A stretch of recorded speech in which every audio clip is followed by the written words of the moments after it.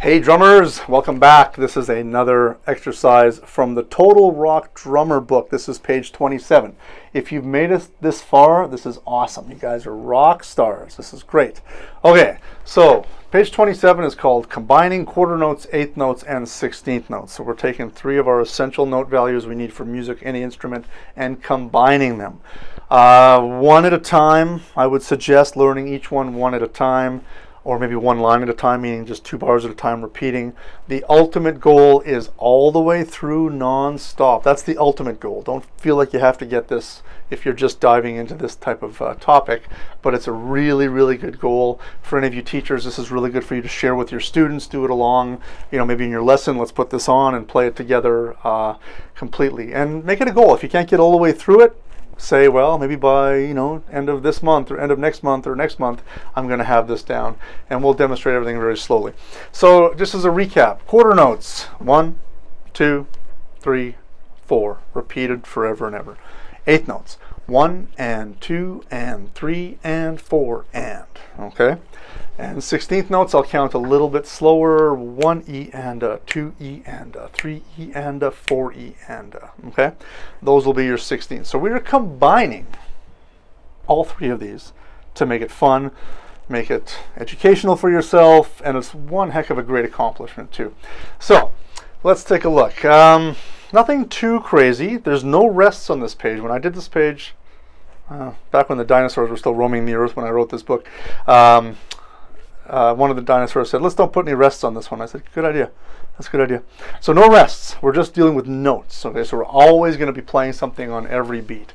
So let's just do a couple of simple examples here. Let's go, where can we go? I want to combine all three. Perfect. Fourth line down. Fourth line down, we have 4 16ths, 2 eighth notes, 4 16ths, and a quarter note. Okay. The bar after that, we have 2 eighth notes, 1 quarter note, 4 16ths, and a quarter note. So if I was to play those 2 bars back to back, it's going to sound like this. Now, keep in mind, my 16th notes are going to be a little quicker than my quarter notes. Okay, so don't do this.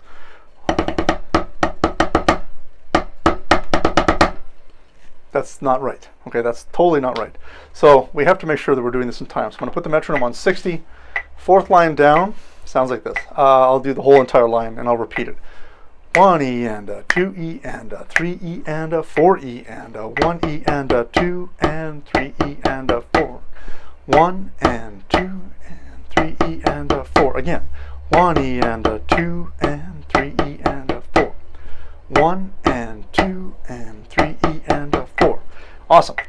Notice how that I always started the new rhythm with the metronome or with the click, with the count, right? My habit that I got into, it took a little while to develop, maybe you can develop this as well, is I'm actually counting the note value that I'm playing. Some of my students will say, is it okay to count 16ths all the time? I said, sure, if you can, as long as it doesn't confuse you. We don't want to make this instrument complex. This is a very unique instrument in itself. I never like to say it's complex. I like to say there's challenges. There's nothing that's impossible. Impossible is jumping from here to the moon. That's not going to happen. That's impossible. But being able to play this stuff and figuring it out with your own system of counting is great. So here's what some of my students will say on that fourth line down for the 2 bars. They say, can we do this? And I'll see if I can do this. This is hard for me. Okay. 1 E and 2 E and 3 E and 4 E and 1 E and 2 E and 3 E and 4 E and 1 E and 2 E and 3 E and 4 E and I mean, that's one great safety net, okay? But I find that I'm counting and thinking a little bit too much. That's okay though. If you do that, that's okay as long as it works and as long as you're playing the rhythm correctly. It doesn't matter how you count it as long as you're in time, okay? So my example, what I did is I went 1 E and 2 and 3 E and 4.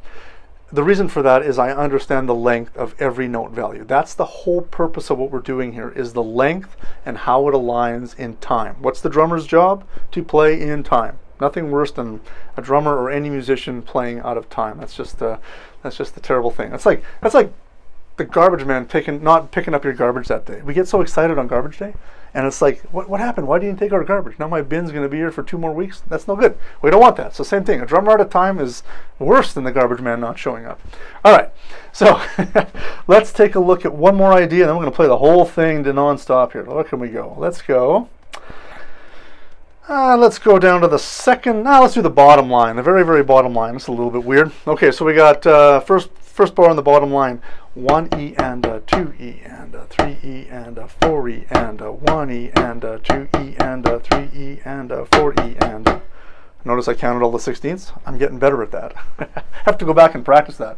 Anyways, that's the idea. So if you want to just spend some time with this or with me when we get together for our lessons, or if you have another teacher that's working through the book, that's great.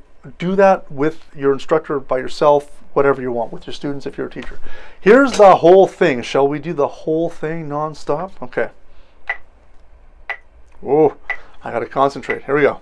1E and 2E and 3E and 4E and 1, 2E and 3 and 4 and 1, 2 and 3 and 4, 1 and 2 and 3 and 4 and 1, 2, 3 and 4E and 1 and 2 and 3, 4E and 1, 2E and 3 and 4E and 1E and 2 and 3E and 4, 1 and 2, 3E and 4, 1 and 2 and 3 and 4E and 1 and 2, 3, 4, 1E and 2E and 3 and 4E and 1E and 2, 3, 4E and 1 and 2E and 3E and 4 and 1, 2, 3, 4E and 1E and 2 and 3 and 4, 1 and 2, 3 and 4E and 1E and 2E and 3, 4 and 1 and 2 and 3E and 4 and 1E and 2 and 3 and 4 and 1 and 2E and 3, 4E and Make sure we end on that okay? Don't end on the 1 unless you're being asked to do that. In this case, we're not. If we were to repeat back to the top, then yes, we would go 4E and 1, right?